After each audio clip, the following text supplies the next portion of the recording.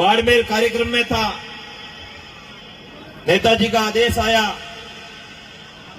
कि आपको नारनाडी जाना है। मैंने कहा नेताजी आपका आदेश सराखों पर, और मैं वहां बाड़मेर से रवाना हुआ तो आप सबकी इच्छा थी कि यहाँ राष्ट्रीय लोकतांत्रिक पार्टी सुप्रीमो हनुमान जी बेनीवाल साहब इस कार्यक्रम में आए और हम सब के बीच में आकर अपनी बात रखें और इस भव्य कार्यक्रम के साक्षी बने।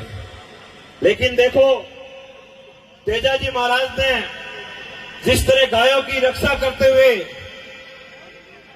अपने प्राणों की आहुति दी थी, जिस तरह धर्म के मार्ग पर हमेशा उन्होंने चलने की राह दिखाई, उसी रास्ते पर हम सबका लड़ाका हनुमान बेनीवाल आज युवाओं के लिए राजस्थान की राजधानी जयपुर में संघर्ष कर रहा है। जय बोलिए तेजाजी महाराज की। आज नारनाडी की तपोभूमि पर तेजा भक्तों के द्वारा विशाल तेजाजी के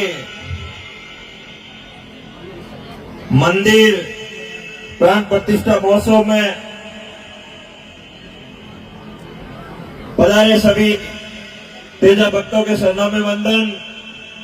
मंच पर विराजित पूर्व विधायक महेंद्र जी, जेएनयू के साथी और पूर्व छात्र संघ अध्यक्ष भाई महेंद्र जी, अरविंद जी और समस्त मनसासीन अतिथिगण, छोटा भाई सेठी, राजू जी, समस्त मंच पर विराजित अतिथि जनप्रतिनिधिगण और राज्य के धनी दौरी भी, आप सभी को मेरा प्रणाम।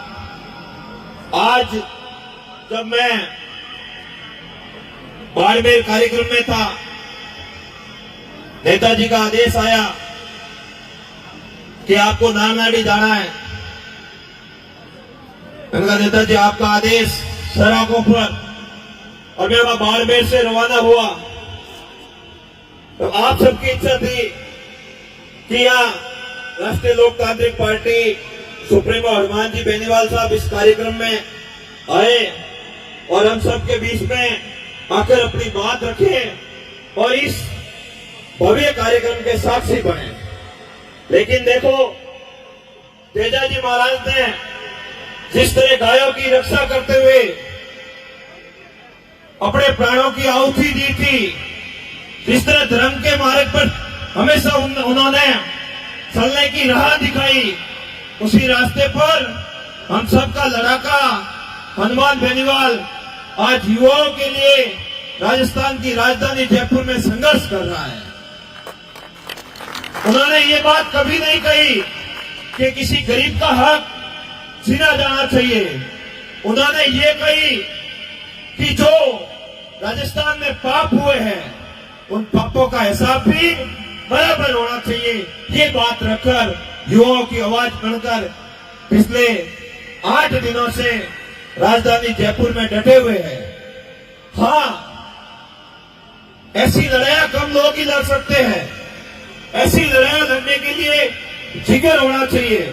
ऐसी लड़ाई लड़ने के लिए खुद का पाक साफ होना चाहिए। कहीं अगर भ्रष्टाचार में या फिर कहीं इधर उधर किया हो तो वो ऐसी लड़ाई नहीं लड़ सकता। मुझे नेताजी ने कहा कि आगामी समय में जब भी कार्यक्रम बनेगा हम जरूर तेजाजी के दर्शन करेंगे और सभी तेजा भक्तों से मुलाकात करेंगे। भाइयों, जो एसआई भर्ती रद्द और आरपीएससी बंद करने की जो लड़ाई है, वो लड़ाई छोटी नहीं है। हम सबको धीरे धीरे जैसे आदेश होगा उस हिसाब से दिल्ली की ओर निकलना पड़ेगा, तब जाकर ये लड़ाई सफल होगी। वैसे कहा जाता है जैसे तेजा भक्त पुकार भरते हैं, वैसे दिल्ली की कुर्सी भी हिलती है। ये बात समय समय पर आपने बताई भी है और नहीं भी है। इस बार ध्यान रखना, राजस्थान में अगर इस मामले में दूध और पानी का पानी नहीं हो तो एक बार राजस्थान की कुर्सी हिलाने के लिए हमें जयपुर दिल्ली भी जाना पड़े तो जाना। हाँ, ये मत विचार करना कि ये लड़ाई आरएलपी लड़ रही है, वहाँ किसी को मना नहीं है। भारतीय जनता पार्टी का आदमी भी अगर जिंदा जमीन से जाकर वापस इस लड़ाई में इस आवाज बढ़े तो भी अच्छी। भारतीय कांग्रेस पार्टी का आदमी भी अगर जाकर इस लड़ाई का साक्षी बढ़े तो भी कोई मना नहीं। सही बहुजन समाज पार्टी, आम आदमी पार्टी और हर राजस्थान के नौजवान को इस लड़ाई का हिस्सा बनना चाहिए। और जब बात होगी, बात कही जाएगी कि न्याय की लड़ाई में साथ देने वाले कौन थे, तब आपका नाम भी उस लड़ाई में लिया जाएगा। बहुत बहुत धन्यवाद। पुनः आपको सफल आयोजन और मंदिर के स्थापना की खूब खूब शुभकामनाएं। धन्यवाद। जय हिंद, जय रघुनाथ जी, जय तेजाजी महाराज जी।